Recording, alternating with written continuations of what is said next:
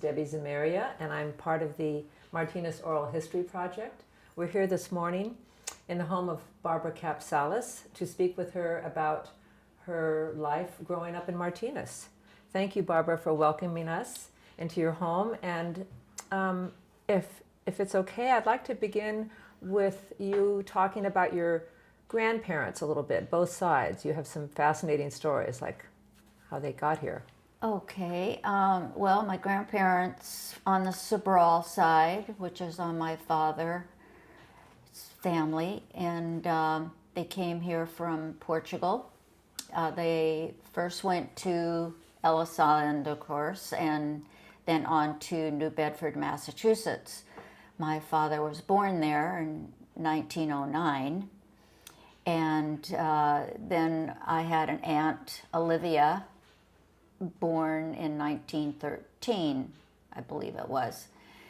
And they had two sons that they brought with them from Portugal, Tony and Manuel. And later on, and as time went by, they moved out to California. I don't know how they got here.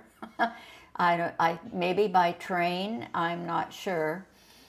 And they settled first in Point Richmond and stayed there a while, and then moved to Rodeo. And then they had a chance to start a dairy and farming, and moved to Alhambra Valley. And they leased or rented, or whatever you did in those days, a place from the Hoys, from Francis Hoy. And later on, in about 1928-29, they moved into Martinez.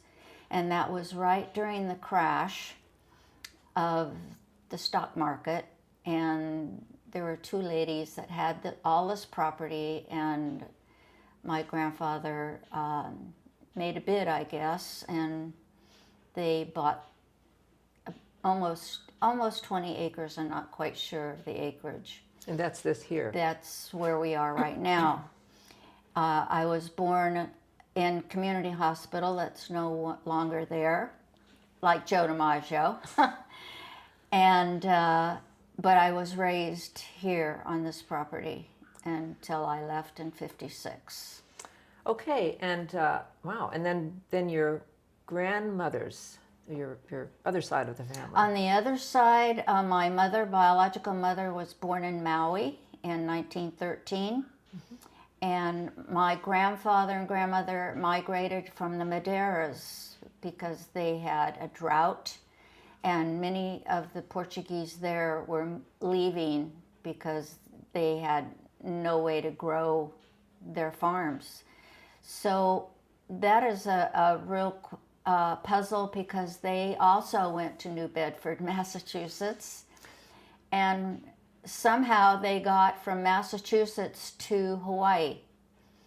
And my grandfather worked on a plantation, I guess a pineapple plantation. Dole, was that Dole? I believe it was Dole. I don't know of any other pineapple. Sugarcane was the other. But then they lived there for a while, and then because Hawaii, I guess, was a territory of the United States at that time, they then came to Oakland. They went to Oakland and brought his whole family of 8 children. Why did they leave Hawaii? There was, I remember you mentioning something about that. Well, there was some, the Portuguese became too aggressive and wanted things. They wanted a school. They wanted a hospital. They wanted to bring their families with them if they came. And I guess Dole didn't want to put out that much. So they left, and Dole's then hired people from the Philippines and China to come in because they left their families behind. I see, but the Portuguese came with their families, and Yes, they wanted a life they came there. with their families. And there was a commune in Maui, I don't know exactly where in Maui, that there's some type of signage and that says the Portuguese inhabited this part of the island. And then they just settled. I don't know. My grandfather, I think, got a position with the railroad, I think, in Oakland. This is on your mother's side. On my mother's side. And then when my parents divorced, I really didn't get there to, really get to know them that well. So you're more familiar with your grandparents on your dad's side. Yes. Well, that's fascinating. Okay, so let's talk about your dad. So, what was his full name? John Ralph Santomitas Santos Sabral. His whole name. But he only went by John R. Sabral, John Ralph Sabral. And when was he born? 1909 in New Bedford, Mass. And then so he came out, so he did all of that traveling with them. Yes. Came yes. out here. He was just a young boy when they came out. And some of the pictures, the big pictures that I have, one of them I think he's 2 or 3, and the other one maybe 10. So they lived here in this house, or did they live out in the valley initially? Well, the story is that when they went to Rodeo, he went to John Swett High. He went to school with Lefty Gomez, and he played ball with Lefty Gomez. And my grandparents then came to Martinez out in the valley, and they thought, he and my uncle Manuel thought there was going to be a lot of fun and they were going to be cowboys. So when they got there, they found out it was work. And they left. And they left my auntie behind. And she was real upset with them because she had to drive the Model T Ford into school, Alhambra. And because she didn't know how to put it in reverse, she went around all the way downtown Martinez, turned and went around the corner and came back and parked the car. That's funny. So how old were they when they decided it wasn't so much fun to be a cowboy? We're Probably in their 20s? 20. I'm guessing about 20. And so they left and they moved They closer just to went different places because of Portuguese Flats, they called it, the Portuguese Flats downtown. I know my dad lived on Estudillo and Susanna Street. Oh, near the park? Near the park. And in an apartment that's no longer there. It's something else now, or a house. I think there was a house there, and there are apartments there now. I see. So how about your mom? What was her full name? Mary, I don't remember her middle name, Mary Machado. Okay. And she was born in Hawaii, right? Yes. So how did she meet your dad? They met at in El Cerrito at a, what do you call it? They had marathon dances in those days. And they both, I guess, loved to dance. He did, I know. And they met at the dance, and they kept meeting at the dance for a while. And they ended up getting married. And from what I heard is that the El Cerrito, whoever group, paid for their wedding. Oh. That's just a story that I heard, that they got married at the marathon dance or something by the Justice of the Peace. Oh, wow. And what was your dad doing? What was his line of work at this time? I really don't know. I think for a while he had been a steel worker. He was a steel worker, but I understand that he only got that job because he had a child. That was me, of course, because that was during the Depression. I see. I was, born in 34. And when he applied for the job, they were only taking men with families. Oh, gosh. Okay, so your parents meet at this marathon dance, hanging on to each other, maybe not. Oh yeah, it had to be real. I've only seen films of it, of marathon dances, and it had to be, a lot Kind of of brutal. fun. Yeah. That's right. Okay. So, so they moved here to Martinez, the two of them. Mm-hmm. And where did they live? They did live on up here on F Street, where Safeways is now, Yes. in a little house there. I don't know how long, because then they moved over here To this home. to this home with my grandparents. And I don't know why. Maybe they couldn't afford, to rent or something. I don't know. But they moved in here. Okay. And then after I was about two and a half, they got a divorce. And my grandfather got custody of me. I believe it was my grandfather. Now that's sort of interesting. Ordinarily, custody would go to mom. So what was the story there? I don't know. I never have gotten the story. And I can't find the custody papers.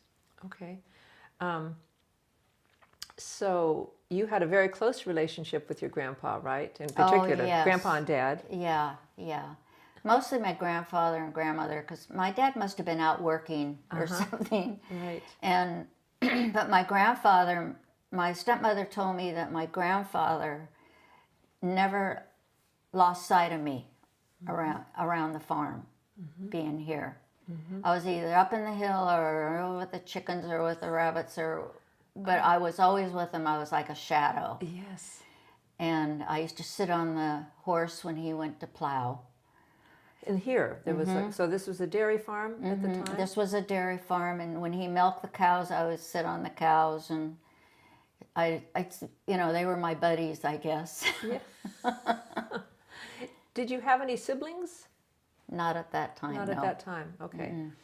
All right. So your grandfather would take some of the milk that was produced by these cows and Right. He'd take his little wagon and his two horses and go down to the train depot on Alhambra Avenue.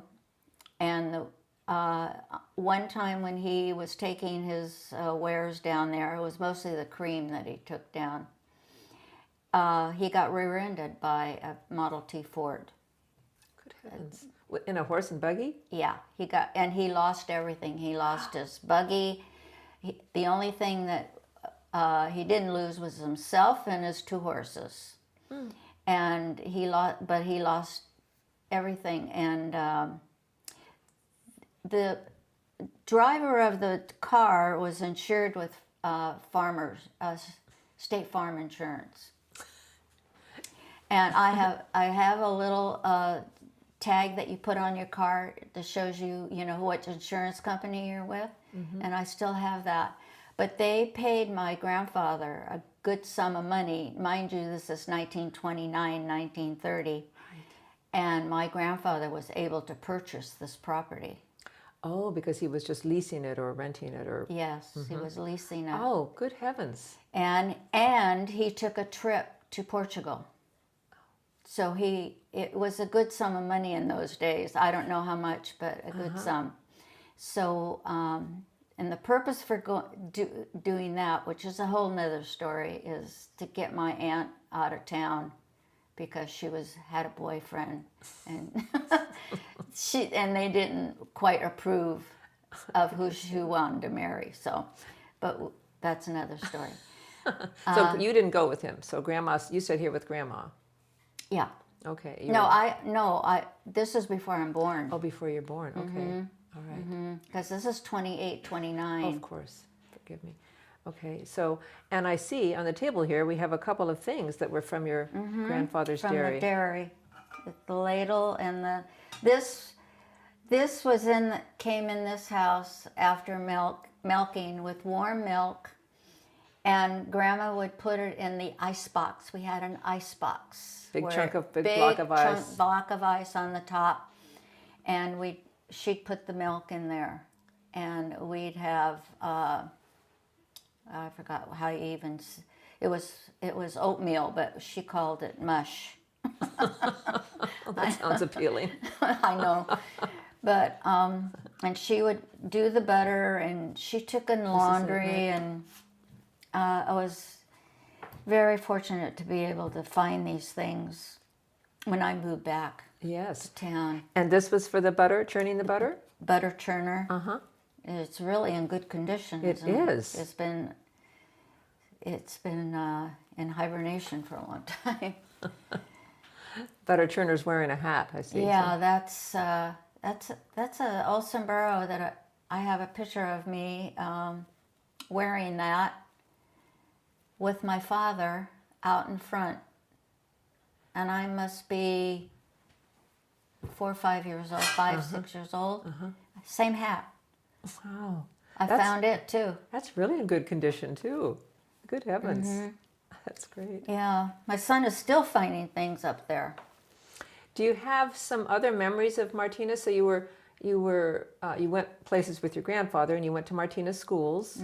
All Martinez schools. All Martinez schools. And did you play in Susanna Park at all? I mean, did you? Went to Susanna Park. When they wanted to change it, I was really upset, along with a lot of other natives. Kind of recently, when they redid it. Yes, and we took pictures, went to council, and wanted to save the benches because they were done during the Depression. With stone, I believe. With stone, rocks, and different kinds of rocks and things. And the park was special because of where it was in Portuguese Flats, and the fact that Roosevelt had designated the park to have the special trees from all over the world planted there.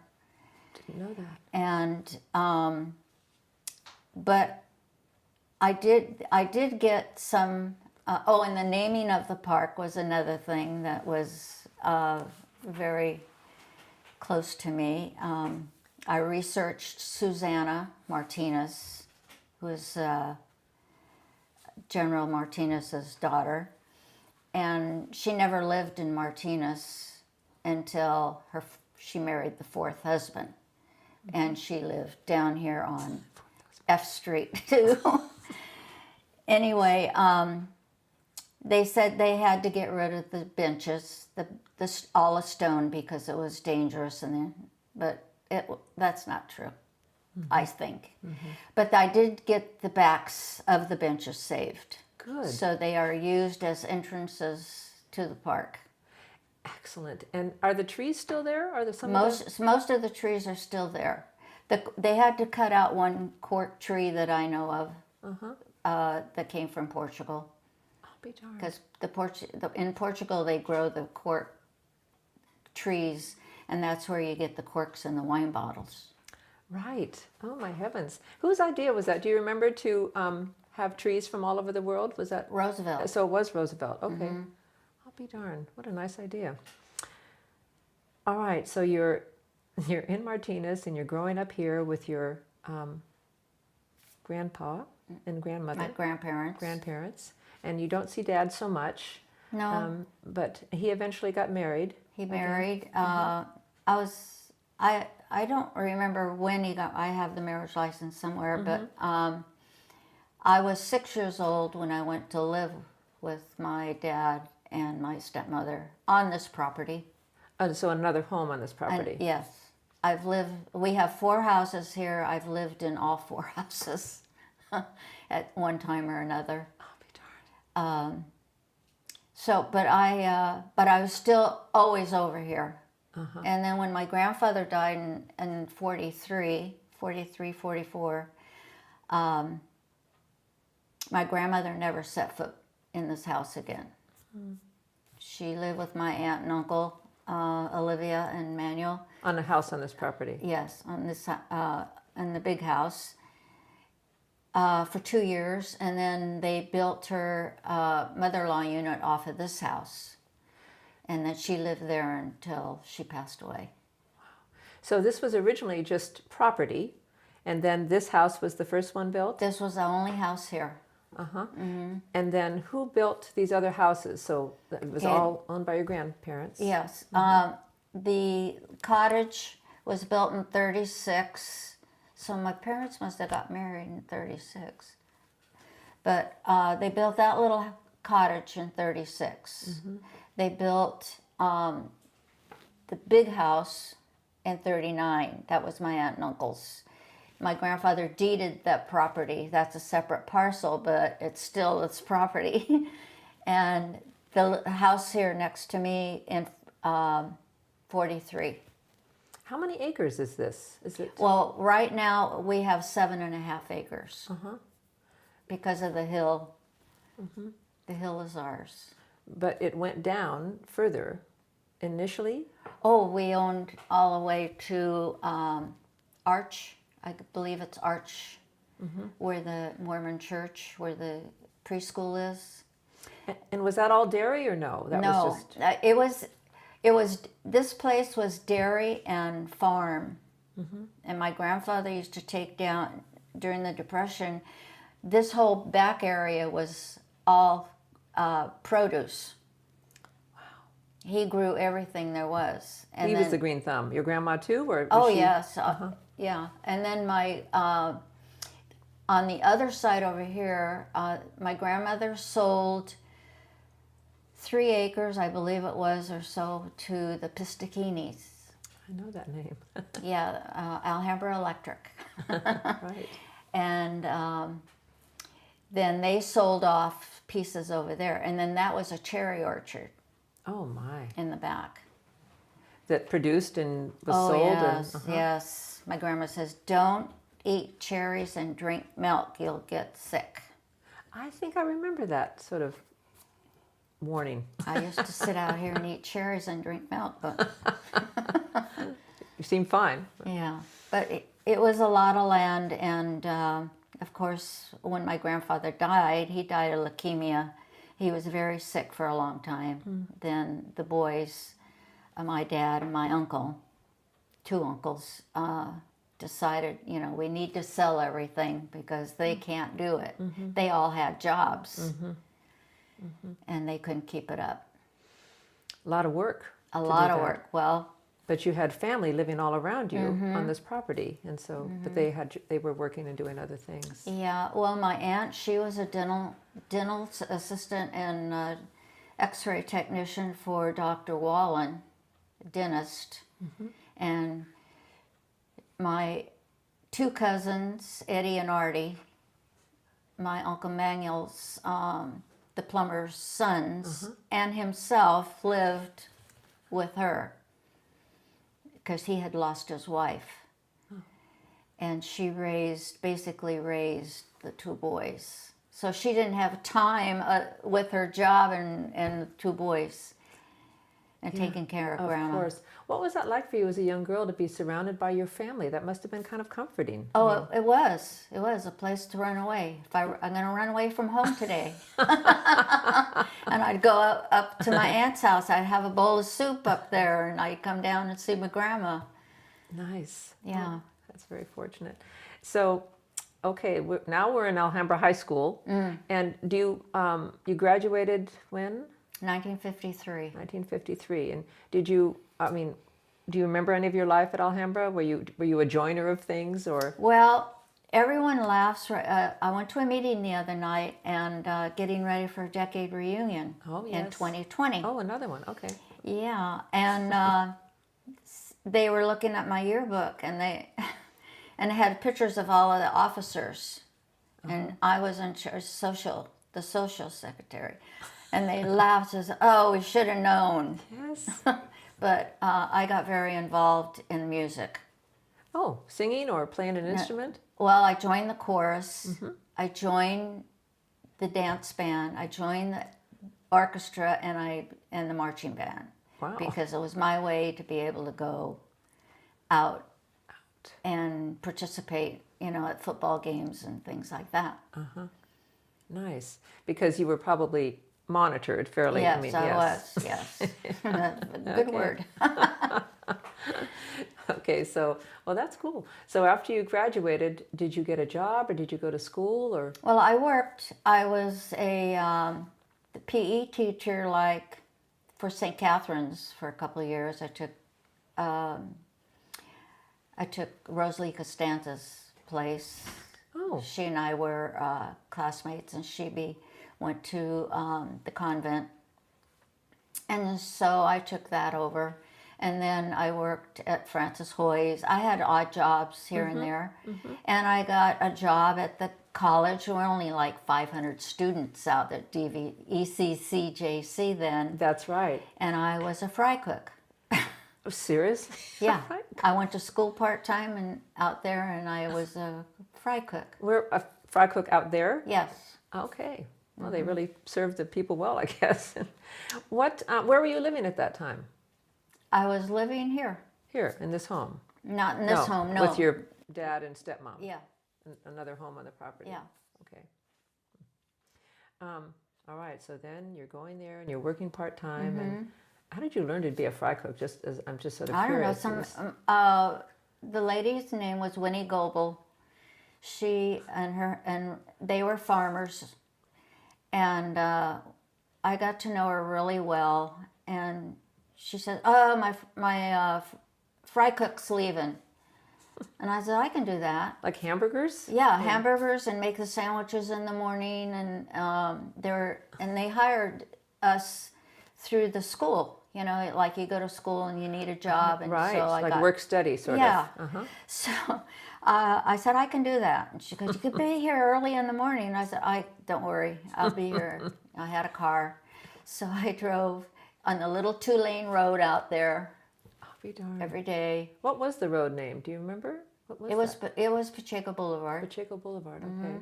And you come to the stops, and nothing around that area at all. And that was 1954 probably, 1950, because I went in 53 September. And so I made hamburgers and I made sandwiches. Was another person too. Getting up early and doing that, and then having time to study and making it through DVC or ECC, I guess. Yeah, I graduated in 56. I stayed around for a while, and I met my husband there. You met him at ECC or at the college, Leon. Yeah. So tell me a little bit about that, how you met, and were you in a class together? Yes, Served we him were a in hamburger. Yeah, well, that too. He liked peanut butter and mayonnaise sandwiches, and so I thought that was such a terrible sandwich, but I always had one there for him when he came through the line. That's it. Yeah, but we met in chorus. We took a chorus class. Nice. And he sat behind me. And I played softball with a friend of his girlfriend. And then we went on a double date together or something. Do you remember where your first date was? Yeah. As a matter We of went fact. to the drive-in movie, and they didn't have enough money for all of us to get in. So somebody had to get in the trunk of the car. And it was Barbara. Somebody smaller. Yeah. That's funny. Yeah. You were smuggled in. Oh, I was great. smuggled in. Oh, that's funny. And that was the drive-in on Pacheco Boulevard and Monument. And nobody caught you. No. Oh, that's funny. Everybody did it. You think they'd, Yeah. you think they'd chuck, but never mind. So you courted for a little while. Mm-hmm. And then when and where did you get Well, married? I was supposed to go to Chico State. And Leon was going to San Jose State. So I decided not to go to Chico State. I went to San Jose, and I got a job with the Pac Bell. Before Dial. Wow. I remember that actually. Yeah, I became a telephone operator, and then in '57 we got married Where did you get married? in Reno. My dad had just passed away that year, and I didn't want to get married here. Yes. And I believe you had a reception, right? You came. My mother-in-law then gave us a reception. And they were lovely people, I think Oh you had yes, said. uh-huh. Yes. She was just so super. So she gave you a reception at their house. at their house. Okay, so then you got married, and where did you move to? Back to San Jose. And then Leon went into the Army because he didn't have a deferment, I guess, is why he decided just to go and enlist. Because he knew that he would get drafted. Everyone around us they were getting drafted. So this is Cold War era, sort of. Okay. So then from there, because he joined the Army, correct? He went, yes. He enlisted in a 3-year program, and he went to Fort Ord for basic training with his very, very closest friend. They both went, but then they split him up. I don't remember where Larry went, but he went to Germany. He went to Stuttgart, and then we went to Travis. That was his first assignment, was Travis. And Nike site. Nike site. They had Nikes then. Oh. And then he ended up being the secretary or working in the office because he was real good at typing and all that kind of stuff. And then he got word to go to Germany. So that's when Eisenhower was president, and dependents could not go overseas with their enlisted person. So how did you get And around then that? John Kennedy became president, and he put it back that dependents could go because it was a morale issue. Yes, of course. So you were sort of on the cusp. I mean, of Eisenhower and Kennedy, and you lucked out. Oh, good heavens! Yeah. So you lived in Germany for a little while. So we lived in Germany. Let's see. He went in the Army in 1959. So in 61 in there, he is when he went to Travis and then to Germany. And then I went to Germany, and let's see, we were there until late 62. Our daughter was born in 62. What's your daughter's name? Dina Helen Kapsalis. Does she live around here now? She lives in Chico. We lived in Chico for quite a while, 6.5 years. So she, after graduating from Texas and University of Texas, they wanted to leave Texas because they had a 3-year-old and wanted to both be in an education themselves. They wanted to get better schools and get out of Texas. And she had an affinity for Chico because she had. Yes, she knew there. Chico inside and out. Yes. And so that's where she is now. And just tell briefly what she was just involved in. I mean, she's. Well, tell me what she does. She was a principal of a school in Paradise, like a continuation school, where students had difficulties maintaining and all. Not really a special ed class, but and then she was promoted to director of children's services, and was her position when they had the fire. So she lost her school, her office there, and of course all the students had to leave, and they're all being housed now down in Chico at different schools, Chico, Orville, Durham. Good heavens. It's very sad. Yeah. So, all right, so you're in Germany. I know you did a tremendous amount of moving around with Leon because he worked, after the service, he worked for AAA. AAA, yes, for 36 and years. Just moving. Yeah, it was like being in the Army. I can imagine, yes, right. So then you had a son that was born a few years later. And where was that? We had a son in San Jose when he went back to school after he got out of the Army. He went back to San Jose State. And Leon did, okay. Yes, and then I went back to work at the phone company, and he applied for the AAA sales position, and they hired him out of Santa Clara. So that was his first job, move.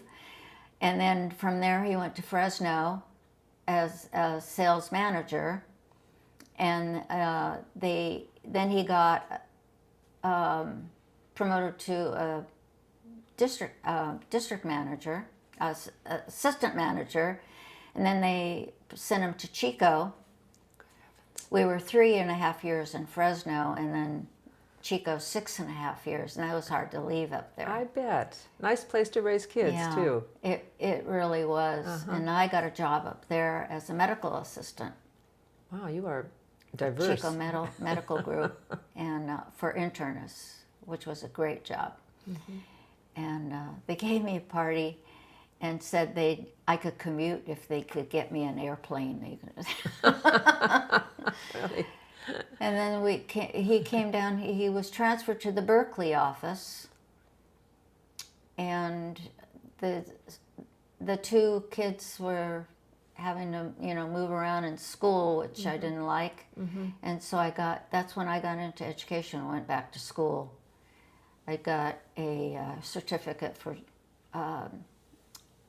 preschool, and I didn't think I'd like that, so I went into special ed. 20 years of special ed. I'll be darned. Oh, that's wonderful. Okay. So, go ahead. I'm sorry. So we went to, where was I? Chico, Berkeley. Then he was transferred to Hayward as a manager, and from Hayward to Concord, which is one of the larger offices. And then he unfortunately had a brain tumor in 92. That's when we moved back here to Martinez. And then he took a small office in Sonoma that he retired out of. So when you moved back to Martinez, you moved into this home? I knew I was going to come back to Martinez because I was going to retire here. Yes. But there was somebody living here, right? Your aunt was still around? Yeah. And she had rented it out? Both places. Yeah, the whole house. Bye-bye. Yeah. It was unfortunate for them, but I told her, I said, I'm moving back, and she said, are you sure? And so she had to let them know that, they had a month to find a place. Well, tell me a little bit about this. I'm calling it the compound. Is that what you refer to it as? Or who built these homes? I mean, they were... Okay, this house was already here, so I don't know who built this house. It was built in 1909 or 1910. We found things in the walls, pictures in the walls. I gave it to the Historical Society. Cool. I had no idea who they were. They weren't family. They found a lottery ticket in the wall over there. My uncle had gotten a lottery ticket. It had his name on it. When you say in the wall, so I imagine it's sheetrock, and did you... No, it's lath and plaster. Lath and plaster, so it was like a little broken piece, and you just saw this...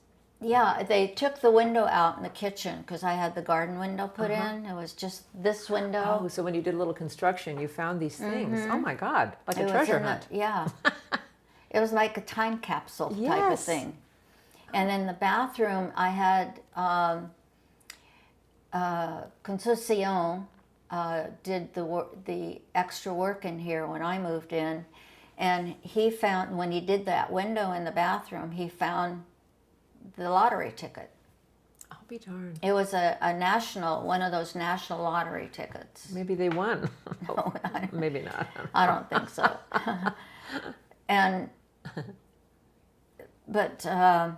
So how was it for you coming back here? Was it difficult or was it wonderful or? Well, it was wonderful and it was difficult both because when I was gone from here, it was hard for me to lose my dad. I had a hard time coming here because I figured if I don't come that often, he's still around. Yes. See, and so I actually accepted the fact that he was gone after I moved back here. Wow, long time. Yeah, it was a long time. But a nice closure for you. Yeah, but having my son Chris here, which I couldn't really do it without him. He's the one that's done all the fencing and everything around here. He's my grandfather reincarnated. Really? He just sticks something in the ground and it grows. Oh my gosh. I mean, he just knows what to do, and he researches everything. And I wish I had had a picture of him coming up the road with the shovel over his shoulder. Who, your grandpa or Chris? Chris. Because it was, I just knew I was supposed to be back. Oh, wonderful. Yeah. Oh, that's great. So you asked who built the houses. The cottage was built by the Waggle brothers. Waggle? Or oh. Yeah, the Waggle from Ace Hardware. Okay. And they built that little house. 'Cause my parents were real good friends with the Waggles. And John Ferreira built the White House, Okay. the big house. And he built this little house. John Ferreira built 2 houses here. Just friends of your My grandparents. Of your grandparents, okay. And the Figueredos, am I saying that correctly? Figueredo. Yeah, that is a really cute story. When my Uncle Fig, we called him Fig. That's Uncle Fig. Titi Fig. Titi is uncle in Portuguese, and T is auntie. Titi Fig came, I'm not quite sure, 1930 maybe, from Portugal. I'll have to look it up. I have his passport, but I forget. He moved in with his brother Joe, and Joe Lane on Alhambra Valley Road. He owned all of that property because he worked for the Muir family, for the Strenzels and Hannas. And he was their gardener, and he got his brother a job there. And when the crash happened, they couldn't afford him. They couldn't pay him. They gave him property. So I believe the Guerdys bought some of it, but it's Jose Lane. I'm sure everybody calls it Jose, but it's José is what it is. Lane, yeah, José in Portuguese. And he lived out there. And my aunt, like I said, drove the little Model T Ford into school every day. And he would stand out on the road and flag her down. And that's how he courted her for a year or two doing that. And that's why the family took that trip to Portugal to see that they would. I see. They get her away from him, but she came back to him anyway. That's funny. And he turned out to be the hardest worker around here. My dad he did the bricks out front, but he wasn't a farmer. And so they got married. Sweet. And so that's Uncle Fig. Uncle Fig. Okay. All right. So just going back, because it was interesting to hear you say a little bit of Portuguese, and you had told me earlier that you weren't native English speaker. So was that difficult? So here you are living in Martinez, and your grandparents speaking Portuguese all the time, and that's what you learned. That was your first language. But when my dad married my stepmother, of course, that was all English.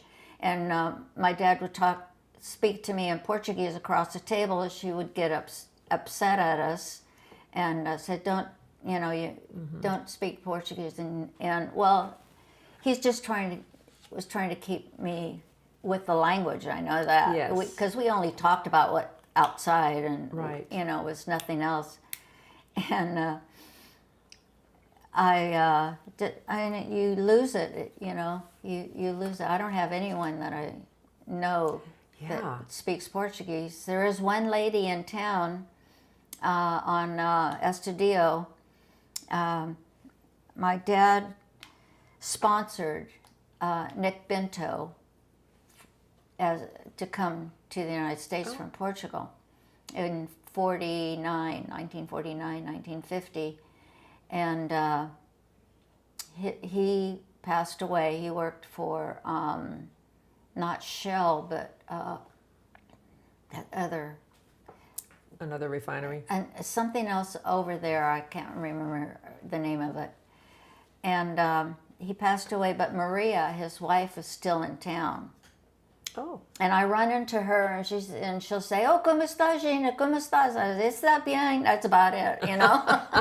You kind of forget it. Yeah, and I say, "No, Portuguese," and she'd laugh, and she says, "Oh, okay, Gina." And then she'd say goodbye, "Até logo." So when you first went to school, though, you weren't speaking English. No, if I spoke English, it was chocolate milk. Oh, because you wanted chocolate milk. Yeah. That's cute. But gradually I start picking it up, and of course, my dad had just gotten married, so I mean, and then her whole family they're German. They were German, but I had to learn how to speak English. Yeah, right. Necessity. Okay, so I know you from the Martinez community and what an asset you've been. So tell us a little bit about that. So you came back here and you're settled in, and it's like, okay, I'm not moving. Yeah. And then well, you started... I came back because with all the changes when I was, young, little, I remember telling a friend of mine, I don't have a mother. I'm different. I don't have a mother. Oh. And my dad wasn't married then. I just figured I had a grandma, grandpa, and a daddy, and that and that was enough. Seriously. But I came back wanting to give something back to Martinez. And we gave our son Chris the option to come with us to Martinez. And where was he at the time? He was with us in Concord. We were Okay. living in Concord out by Clayton. And you can come with us. We have the apartment because I took the whole house and we rented it for less than I was paying for a house in Concord. And he thought about it for a couple of weeks, and he says, "I think I'll come with you." So he moved into the apartment, and we moved in here, and we both got involved. They needed... That's an understatement. So what is some of the things you did? Well, we went around with bags and buckets and cleaned up downtown, and we started the cleanup, just the two of us, and around the hill, and that got to be too dangerous for Chris, so we told the city they had to clean that or go around the hill, and they do. What hill do you mean? This hill, Shell Hill, Oh, Shell Hill. Okay. because that's our hill. We're responsible for it. He weed abates it every year, Good heavens. which he's getting ready to do it, and different things. They didn't have Main Street Martinez like they do now. They had another type of organization going. So I went into a shop it's called Attic Child. Oh, yes. I remember Okay. that. And I became good friends with Arna. And talked to her. And so I started a contest because there were cigarette butts everywhere. On the street, on Main Street. Yeah. That's before the no smoking thing. So Chris and I decided we'll have a contest. We went to the bars, we went to all the places where people would stand outside and smoke, and said, we're going to have a contest, and who could come up with the best, there's Chris, with the best container for their cigarettes. We'll furnish you the container, or you get your own container, and we'll furnish the cat litter, that kind of thing. And it was disappointing because only the bar there on the, where the new Chinese restaurant is on Main. Is that not whiskey? Lemongrass. Lemongrass. Where Lemongrass is now, there used to be a bar there. Okay. And before that, there was a restaurant there. And they're the only ones that did it in the whole town. What was the prize? Well, Was there a prize? I just went in and they got recognition in the paper. Nice. Then we took on another one, Caught in the Act. I'd go down, Chris would go down in the mornings, or I'd go down at 5 o'clock in the morning or 6 o'clock in the morning and see who was outside sweeping their doorways. Oh, like a good caught in the act. Yeah, Oh, yeah. And Shar from the florist shop was the first one in. of course. And I put the pictures in the paper Nice. to see, if we could get people going, keeping this town clean. Nice.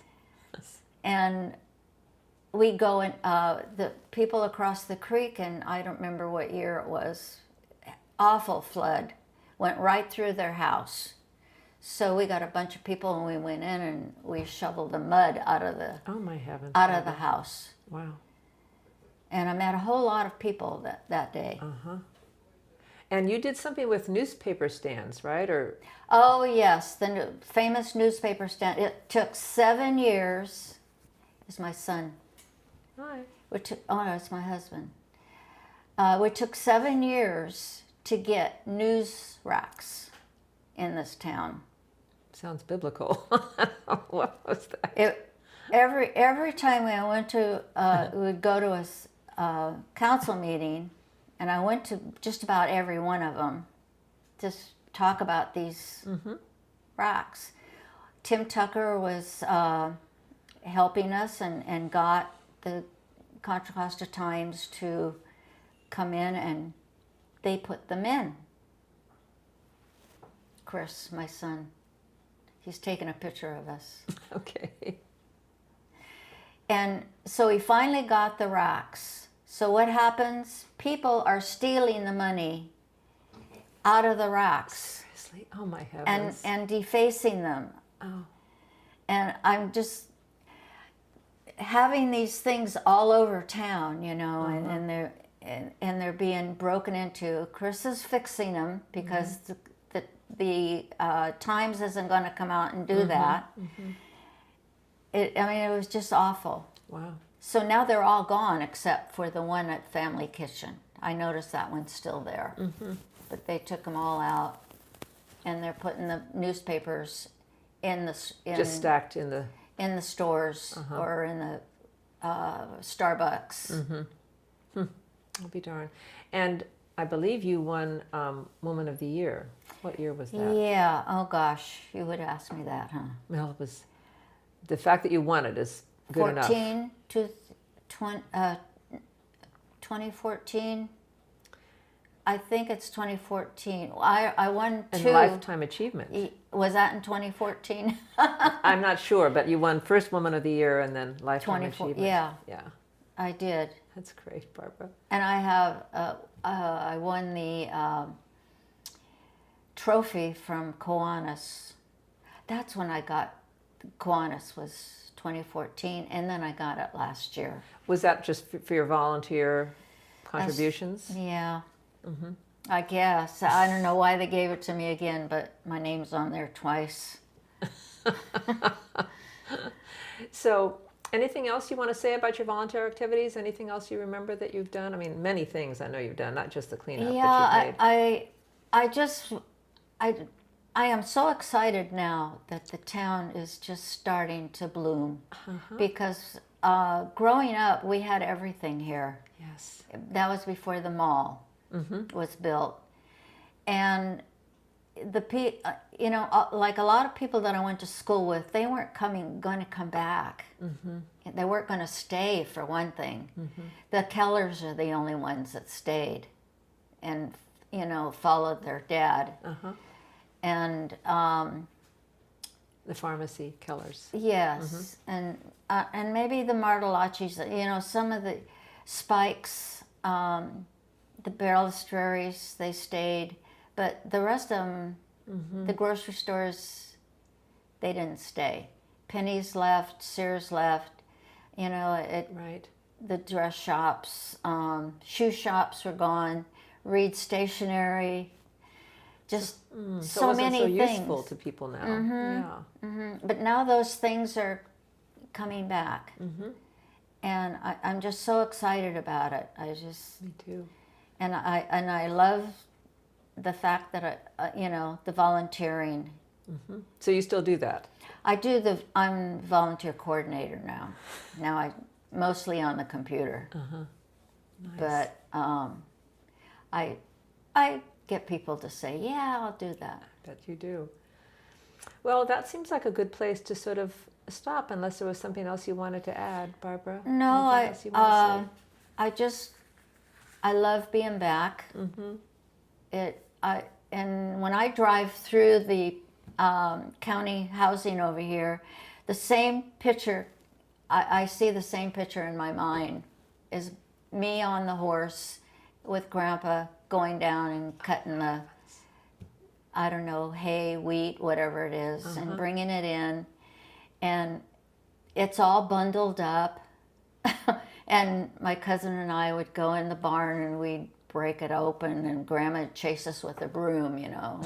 Why would you break it open? Just for fun? To play. Oh, to play in. We'd get, if you've ever seen a barn, they'd stack the hay bales. Yes. And they put it up high. Oh, I see. With a big hole Whee! in the front. And we'd bale, you know, break the bale, The bales. yeah. Oh. And now I know what the hard work was putting them together, That's you know, right. and then us kids Oh my gosh. breaking them and being young and playing Tarzan over at the D Street Bridge. Right. And I'm sure you went to the pool, the Rankin pool. The pool wasn't built until wasn't built there. 47. Okay. My uncle Sabral did the plumbing for that pool. Really? Oh, be darn. Yeah. Huh. And the whole family was involved, you know, and before everything moved out. Given so much to this town, your whole family. Oh my Yeah. gosh. Roots. Yeah, roots. My uncle used to do plumbing for people, and if they couldn't pay, they'd give them eggs, or they'd give them fruit, or they'd give them this or that, you know, in payment. But then he got remarried, and his wife was a bookkeeper, and she demanded people, you know, she sent bills out, and they Like, say, "What? Manuel, I got a bill in the mail. And they go, oh, yeah. That's funny. But I would have been a plumber. Really? You like the whole mechanism? Yeah.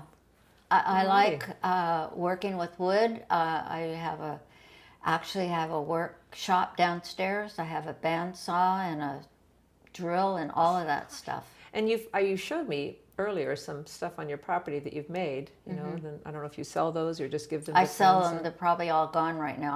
I'm starting over now with Oh, making darn. things. Oh my heavens! No grass grows under your feet. I was raised that you don't have idle time. You're busy all the time, whether you're sitting or you're standing or you're moving. Because you made blankets for, you know, you could sit and do that, and for little kids, foster kids. And now I'm the same way now. I can't watch TV without having something going in my hands. Wonderful. Oh my heavens. But I just love being here. And I've started the garden already. Excellent. I should take a few tips from you. You know, maybe we can go out there and look at that a little bit later. Okay. Well, we're glad to have you back. Let me just say that. You know, we're really glad you returned to Martinez with your family. And anyway, thank you so much, Barbara. Oh, thank you. Okay.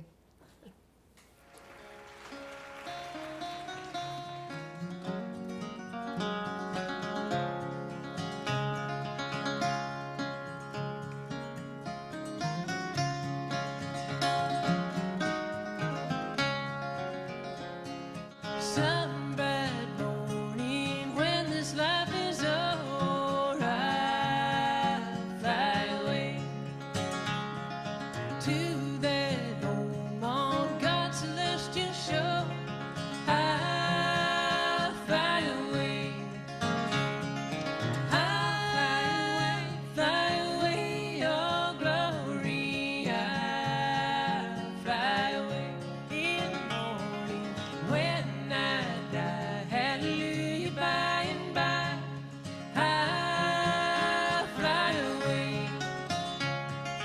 just a few more